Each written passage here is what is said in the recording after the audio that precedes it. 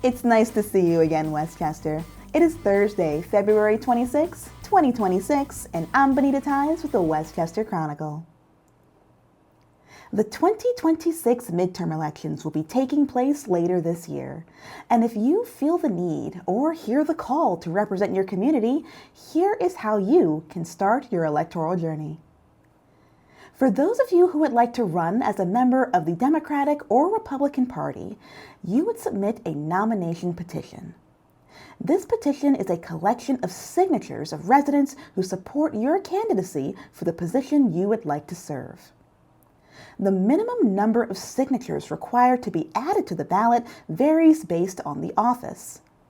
Generally speaking, the larger the jurisdiction of the office, the more signatures are required. For those of you who are not going for a judge position, your signatures must come from members of your political party. Make sure that the names on your petition are of the same party and their names match what is listed on their voter registration.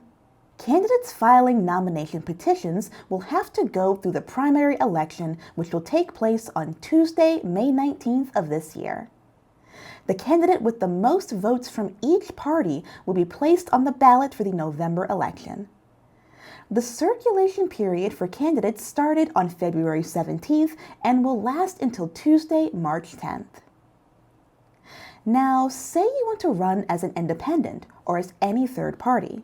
You would submit nomination papers, not petition, papers. You don't have to worry about the primary election in May.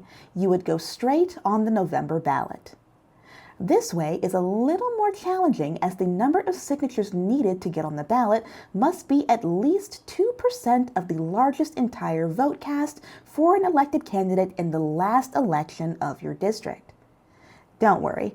The staff at Voter Services have resources available to find out what that 2% number is. Nomination papers will be available after the nomination petition deadline and will begin on March 11th until August 3rd. Individuals may also conduct a write-in campaign to either secure their name on the November ballot or win a position in the general election. Write-in candidates' names are not printed on the ballot, but they ask their supporters to make use of the opportunity to physically write in their name that is afforded for every position on the ballot. Candidates who win via write-in campaign for a primary will be automatically added to the November ballot. Individuals who are interested in holding any office should first ensure they understand all the qualifications and obligations of that office. Candidates should understand the specific duties associated with the office they want to pursue, determine if they qualify to hold that office, and be aware of the legal obligations regarding the reporting of campaign finance expenditures during the electoral cycle. Before entering any public race, individuals should contact the relevant office to gain a clear understanding of the responsibilities that come with being an elected official. Chester County Voter Services provides nomination petitions to candidates both physically and digitally. Petition packets are now available for those interested to pick up or print themselves. Nomination papers will be available to interested candidates on the Chester County Voter Services website at chesco.org. If you have questions about running for office or anything regarding the election, you can stop by the Voter Services Department of the Government Services Building located at 601 Westtown Road. You'll also find a variety of resources for the election at chesco.org as well as vote.pa.gov. Westchester's annual Restaurant Week is happening right now. Participating restaurants will be featuring multi-course prefix menus ranging from $40 to $60. Restaurant Week started on Sunday, February 22nd and will end on Sunday, March 1st.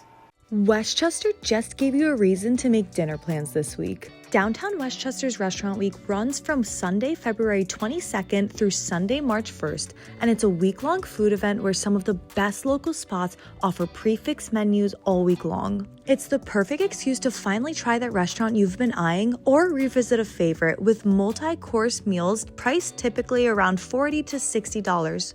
I had to kick off restaurant week at one of my personal favorites, Dolce Zola, a family-owned Italian restaurant that specializes in homemade pasta. Their restaurant week menu is a 3-course meal, and they offer a complimentary glass of wine as well.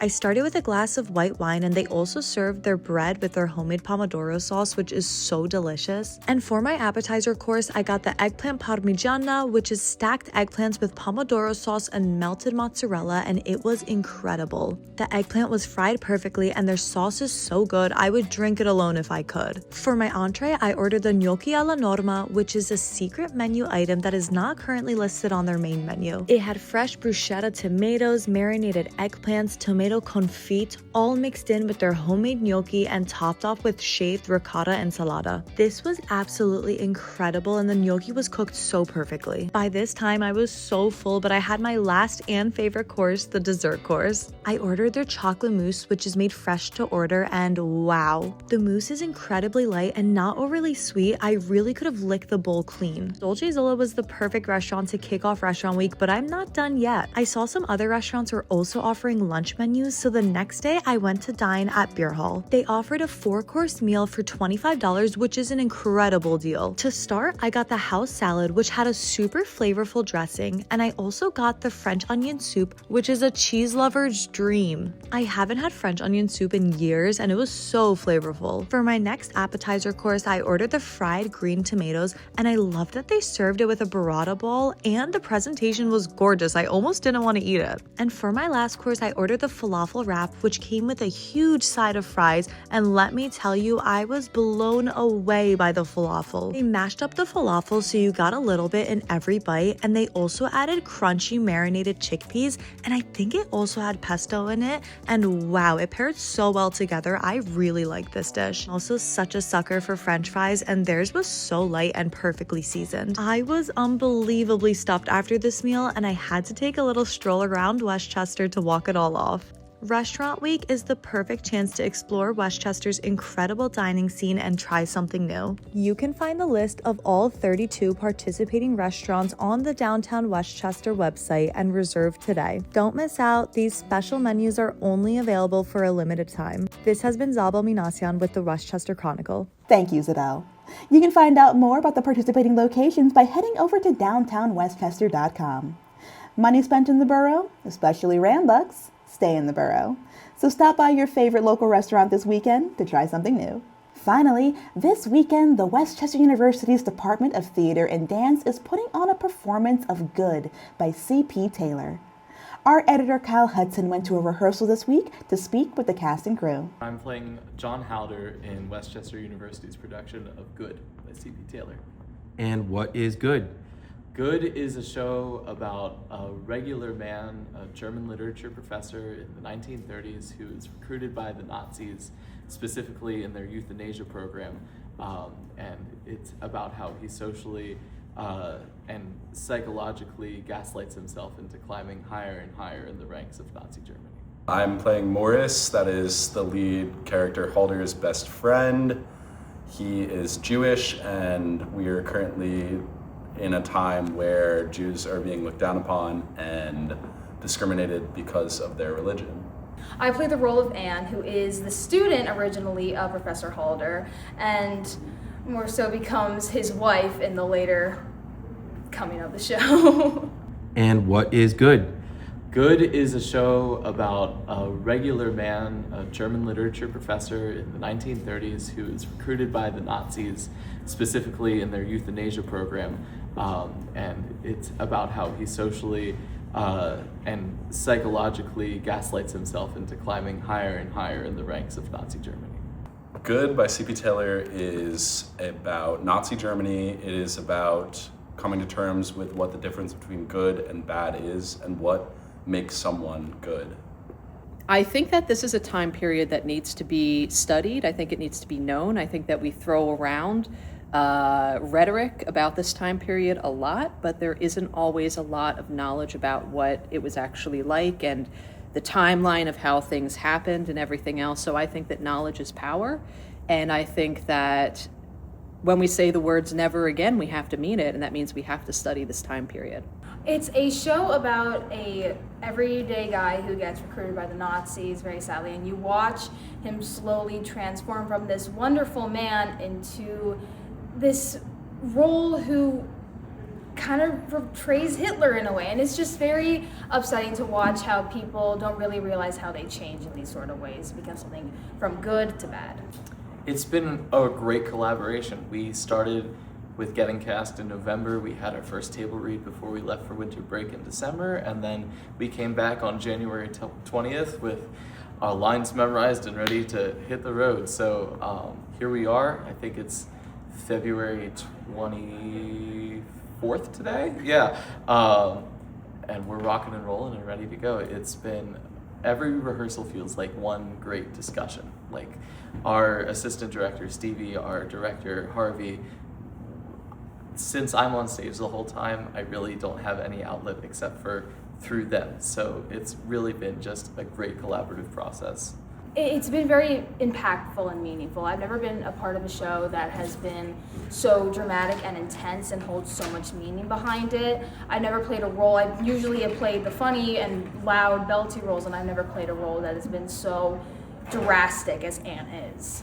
Playing a character that goes into so much evil, you realize how much of this evil is still prevalent in our world today. And I think the audience will definitely see, or at least we want the audience not to exactly feel comfortable by the end of the show. We want them to realize that these are still relevant topics. And what I've learned from this process is how we can grow from these problems, how we can be better people than the ones who came before us, or how we can strive to better our world that we live in for our next generation. The Westchester Department of Theater and Dance is a pretty large department. We have about 100 students total who participate in all of our shows.